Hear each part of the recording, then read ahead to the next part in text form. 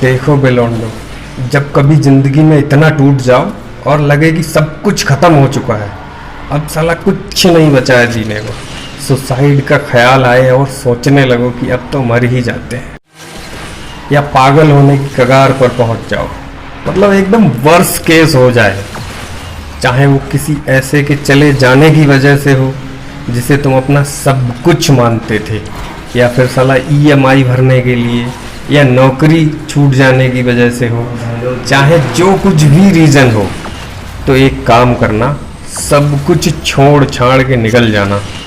अगर नौकरी करते हो तो नौकरी छोड़ देना, अगर पढ़ाई करते हो तो पढ़ाई बंद कर देना, क्योंकि बॉस जीना बहुत ज़रूरी है और ज़िंदगी उतनी ही खूबसूरत है।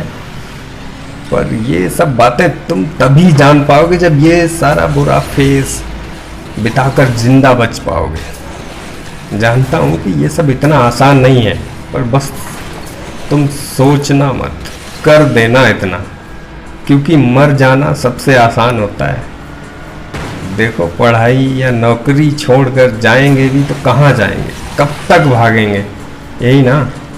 तो बस 2-3 महीने के लिए घर पर चले आओ सबसे पहले।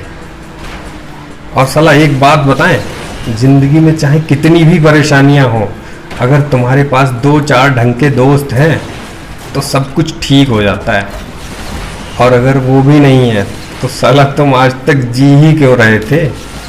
तो फ़ोन करो या उनके पास जाओ, उन खास दोस्तों को अपने पास बुलाओ और उनके पास लिपट कर मन भर के रो लो, जितना मन करे खुल के रो लो पहले।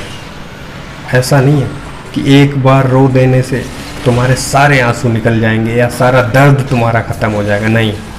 रोने का ये सिलसिला चलता रहेगा अभी कुछ दिनों तक, पर यकीन करो बहुत कुछ हल्का हो जाएगा। एक बार किसी के सामने खुल के रो तो लो।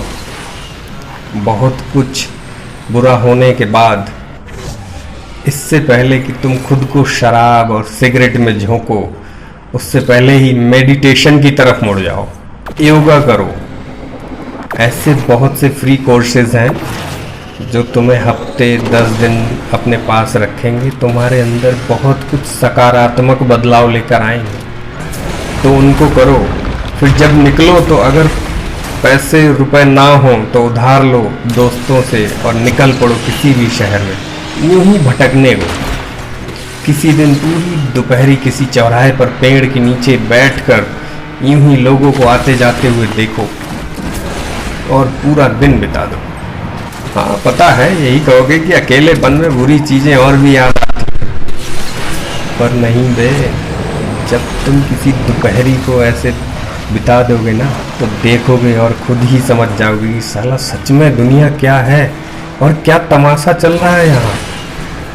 और यकीन मानो वो चीज़ बिना तुम्हारे खुद के अनुभव किए बिना नहीं आएगी, और ना ही कोई समझा पाएगा तुम्हें। साला ऐसे टाइम में सबसे ज़्यादा ज़रूरत होती है प्यार की, पर कभी भी ऐसे बुरे वक्त में प्यार मत करना, क्योंकि उस वक्त इंसान प्यार कम सहारा ज़्यादा ढूंढता है, और ऐसे में तुम्हें तो सहारा मिल जाता है और अच्छा भी लगने लगता है। पर कुछ समय बाद जब होश आता है तो पता चलता है कि तुम सामने वाले इंसान की फीलिंग्स के साथ पूरी तरह से न्याय नहीं कर पा रहे हो और कहीं ना कहीं धोखा दे रहे हो उसे। और अगर उस वक्त तुम्हारा ज़मीर फिर से जाग गया तो, जो कि जागेगा ही, क्योंकि अगर तुम्हारे अंदर ज़मीर नहीं होता तो तुम्हारी ये कंडीशन ही नहीं होती। तो उस वक्त गुरु, तुम्हें मरने से कोई नहीं बचा पाएगा, कोई बचा ही नहीं सकता।